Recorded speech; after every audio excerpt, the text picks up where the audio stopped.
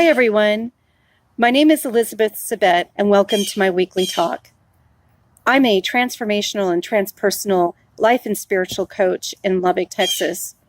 This week, my talk is going to be about some of the challenges that we face as spiritual experiencers, as shamans and mystics.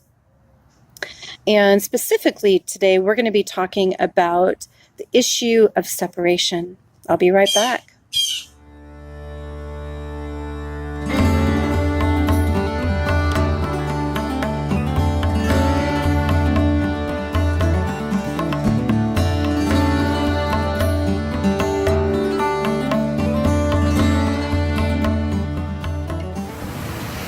As soon as I started recording, this bird started chattering.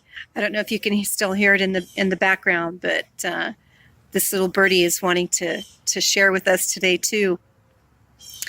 So today's talk came about due to a personal experience of rejection that I've just recently faced, and because of my being verbal about what I am, who I am, and what I do, and what I believe and what's important to me.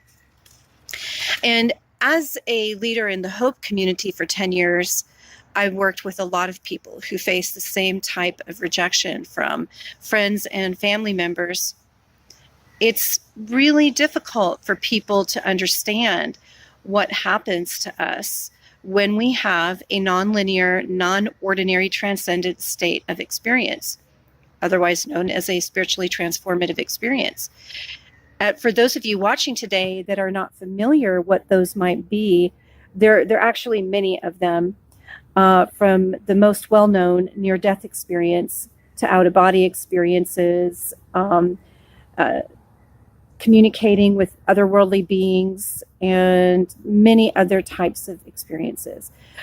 You know, a lot of the spiritual emergence experiences aren't something that have big bells and whistles like that. Sometimes it's a very subtle stirring within your soul that something in your life isn't right and that there's a higher purpose or higher principles to live by. And it's something that just gradually starts affecting who you are and the way that you live your life.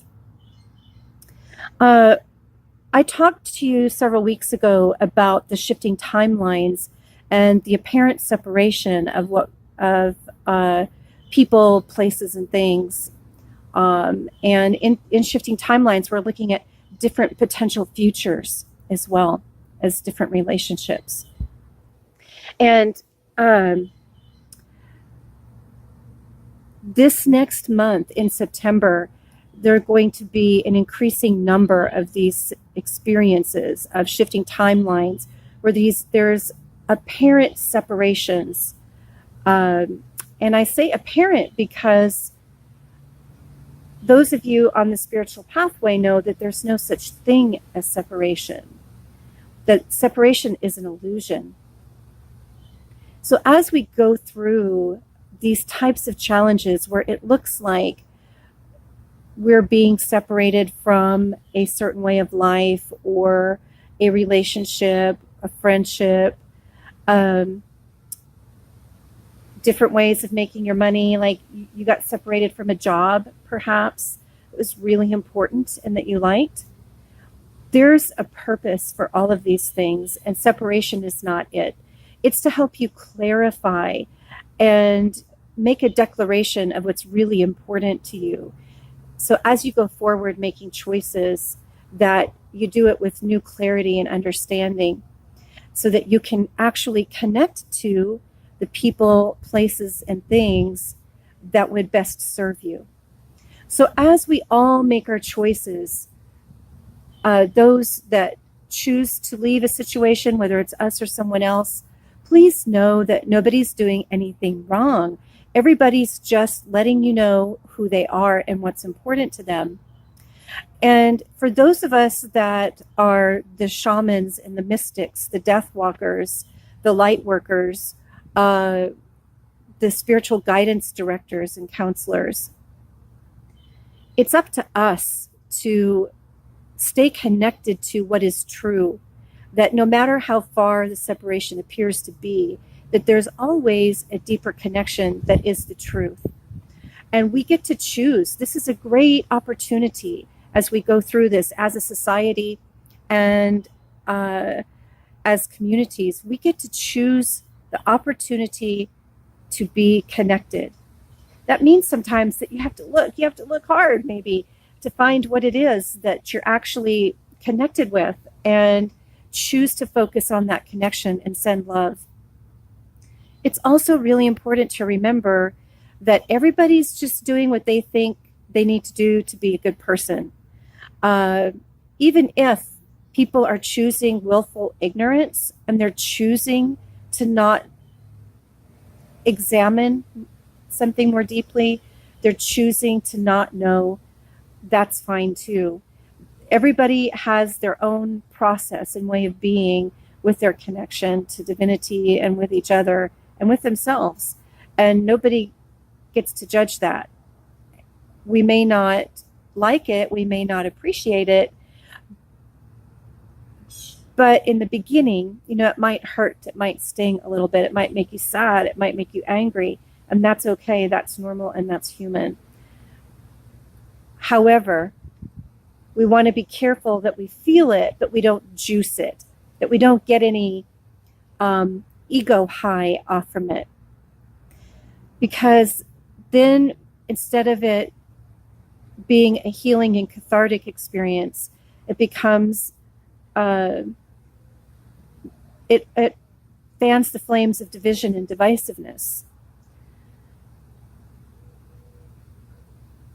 And what's really important as we go through this process and recognizing that everybody has their part to play and everybody has their role is that, some people are seeing this timeline split as good people on one side, bad people on the other. And both sides see themselves as good and the other side as bad. And that's not going to get anybody anywhere. And that's not going to help us find the solutions that the planet needs. Now, as we set boundaries for who we let into our lives and who we exclude from our daily life, remember to choose joy. Choose from joy. What brings you happiness? What brings you peace and joy? Not what keeps you away from fear. If you're choosing happiness and joy and connection, then you're going to have an abundance of relationships, an abundance of love and joy. You're going to have peace and freedom and liberation. And who doesn't want that? So keep your chins up, people, this next month. Keep your chins up because it might look kind of crazy, especially in the next month. But that's okay. And we have each other. And to remind you that we have each other, remember, if you're in Lubbock, Texas, this Thursday, August 30th at 6 p.m., Hope 2.0 is launching at Wagner Park at 26th and Flint. And we're going to do a flash mob meditation. We're going to be connecting to our source. We're going to be connecting to the truth, to God, to light, to love, to our source. And allowing that connection, once we click, once we get to the dial and are experiencing our connection with God, we're then going to do a little brief Jesuit examination that the Jesuit priests do. And we're going to examine ourselves and take anything that we find into the light and ask the light to examine us. And then after that examination, to make sure that we're not harboring any condemnation of ourselves or others, then we're going to take that connection and that light and we're going to share it. So I hope you join us. We're going to do this every Thursday in the month of September, this last week of August, and every month in September, so that we're supporting connection, love, and joy, that we're denying the illusion of separation and finding what connects us so that we can stay true to ourselves. All right, beautiful people, have a lovely, lovely week, and I'll see you this Thursday at 6 o'clock. Bye.